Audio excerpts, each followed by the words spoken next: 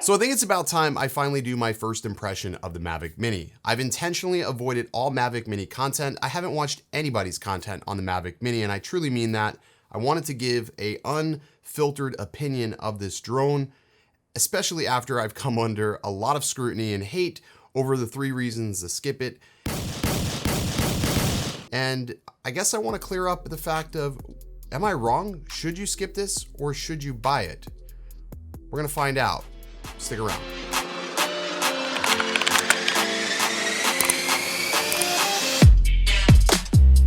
My name's Original Dobo, and normally I go through this whole intro, but I think I'm just going to skip that and say today we're taking a look at my first impressions of the Mavic Mini. I've had it for over 8 days and I've been chomping at the bit to just fly it every chance I can to really understand like what everybody's hype about this little drone is. And I think I've sort of gotten it figured out.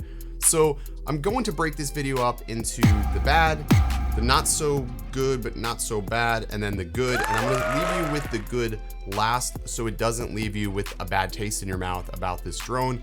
This is not a full review. I feel like I got to keep telling you guys, this is not a review. If my title says review, it's a review. This is a first impression video. Those impressions are subject to change. I'm a human, I'm allowed to be wrong, and I'm allowed to change my mind at any fucking time I want. Okay, let's get started. So let's start off with the not so good. The not so good is that there is no 4K present on this drone, even though the processor that this little guy has is totally capable of shooting in 4K.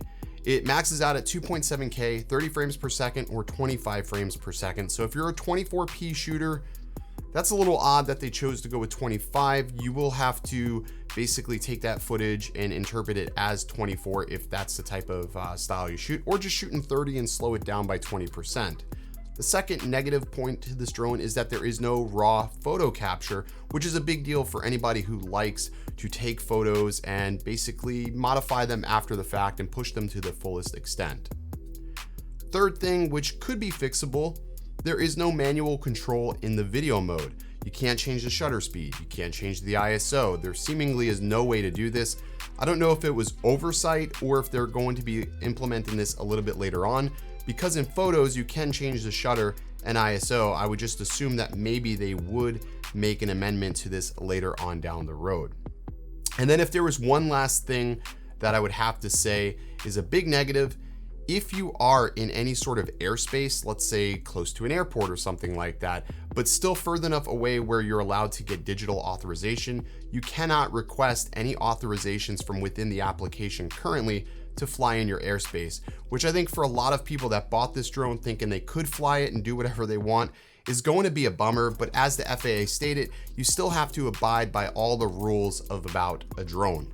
Okay, so that's all the negatives I have on this thing, and like I said, it's really not that many, right? I'm sure there's others that maybe are important to you, but these are just the top few that stuck out in my mind. Now let's talk about the not so good but the not so bad. So the not so good is the build quality. This is a little bit frail. It's a lot frailer than its brother in the Mavic 2, and it's a lot frailer than some other offerings from other manufacturers. Now granted, nobody has a drone that is 249 grams and that is this capable, but I feel like if you hit something, you are probably going to break this drone. Possibly, maybe it'll survive. I'm not going to be the first to attempt it. I'm sure there are others that are willing to risk their Mavic Mini, yeah.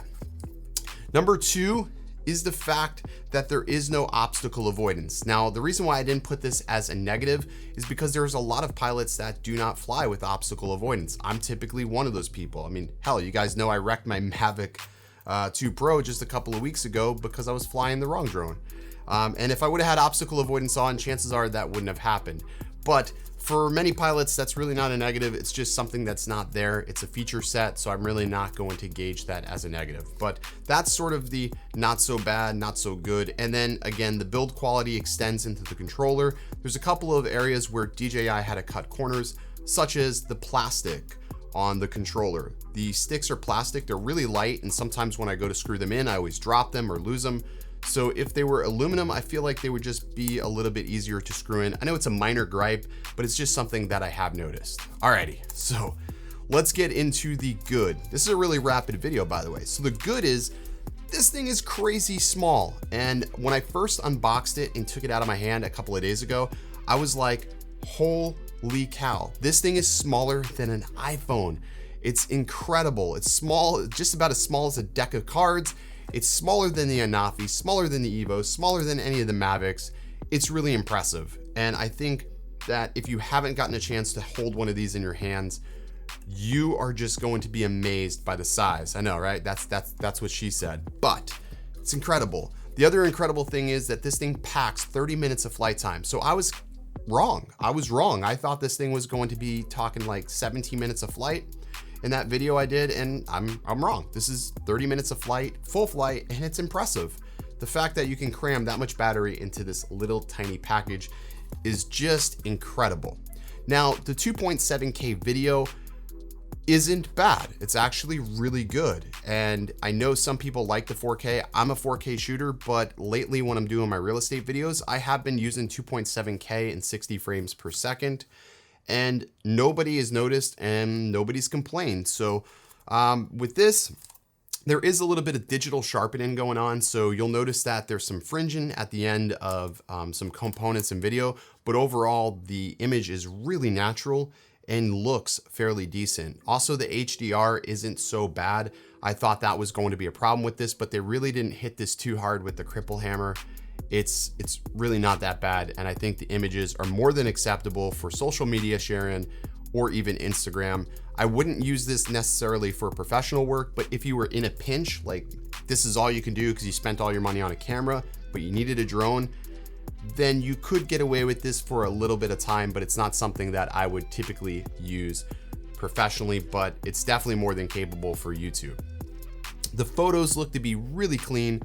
Even though you're not able to use raw photo capture, I was able to edit some photos, and honestly, I think they look pretty decent, and I was able to push around the colors without really breaking apart the image too terribly much. I did take a couple of shots of a home that I was working on this week, and I think, again, they look great. Just lightly edited.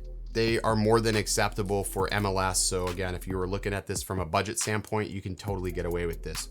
I was concerned with the fact that there was no OcuSync on this drone, and honestly, the Wi-Fi on this is more than capable. It's really good. I don't really get a lot of image breakup like with the Spark or even the Mavic Air. I feel much more confident in this drone than I did in those previous predecessors, and I think I really can't speak volumes enough for the image transmission on these drones, on DJI's devices. It really works really well. I don't know what proprietary blend they're using, but damn is it good.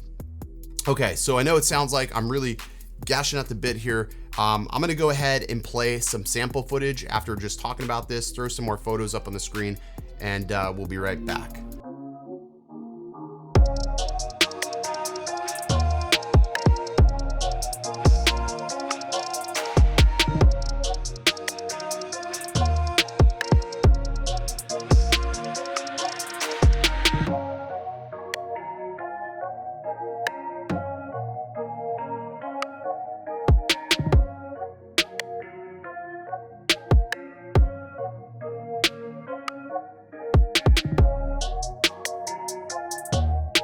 Okay, so really impressed with the video. And I guess when I first saw this drone, I wasn't hyped because I was looking at this from all the wrong reasons, all the wrong perspectives. This is $399. That's incredible. Yes, there is not all the technology that you find in the larger drones, but for somebody who is just starting out, that's huge. So for somebody who's in a country that has immense regulations on drone and drone weight, or makes you take a crazy test to be able to fly like Canada has, this could definitely be a hero. And if you want to be a part of the hobby, but you don't want to spend or make the commitment to spend, let's say, $1,000, this is definitely the more inexpensive way to go. I'm not going to say it's cheap because it is $399. So for some people that is still really expensive, but it is definitely much more affordable than it was in the past. So, and I'm not saying that this drone is really meant for everybody. And if you currently own a Mavic 2 Pro, I'm not telling you to go out and buy the Mavic Mini. That's not what I'm saying at all. And I know I'm gushing about this drone, but this is definitely a good way for somebody to get into the hobby, or somebody who has restrictions, or if you're thinking about getting a drone, or maybe you just want a backup drone for redundancy. then I could definitely recommend the Mavic Mini. I know there's a lot of hate, there's mixed feelings, there's a really strong audience base for this drone, and I guess I misunderstood this entirely when they first released it. I guess I just sort of missed the understanding about it, but let's not mistake it. It's not that DJI made this drone because they care about you or I. They don't give a shit. They care about selling drones, and this drone is really sellable because it's 249 grams, which means they can skirt certain regulations with drones and classify this basically as a toy, even though it's totally capable. Now, some common misconceptions about this is that you can fly it wherever you want, and that's not true. And again, given the fact that there is geofencing built into this, is a prime example why you can't. And if you get in trouble in an area where you shouldn't be, you're still going to be expected to abide by any other drone laws. The only difference is the takeoff weight is less, so it's considered a toy. But yeah, pretty damn cool. So if you are one of the people who are trying to get a Mavic Mini, but Best Buy doesn't have it and DJI is not shipping before the holidays, we do have these on the shelf ready to ship at DroneWorks. I'll make sure to include a link in the description below. But anytime you order from DroneWorks, you never have to worry about anything getting stuck in customs, and we have free shipping, no tax. So what are you waiting for? Check the link in the description below. Anyways, guys, that is sort of my first impressions on this. I'm going to continue to fly it. I'm going to continue posting videos and stuff. I'm going to try to take some different approaches than what you've already seen, because right now the market's incredibly saturated with Mavic Mini videos. And I just want to sort of differentiate my take of these, my take of the Mini, a little bit differently than everybody else's. But if you enjoyed today's video, definitely go ahead and smash that like button, hit subscribe if you already haven't, and I will catch you in the next one. Stay original. Don't know the time, yeah. Just know that I'm, one of a kind, yeah. What's on your mind, yeah. Well, hard to find, yeah. Beautiful mind, yeah. Still in my prime, yeah. Just know that I'm here. Too many nights, yeah. Not feeling right.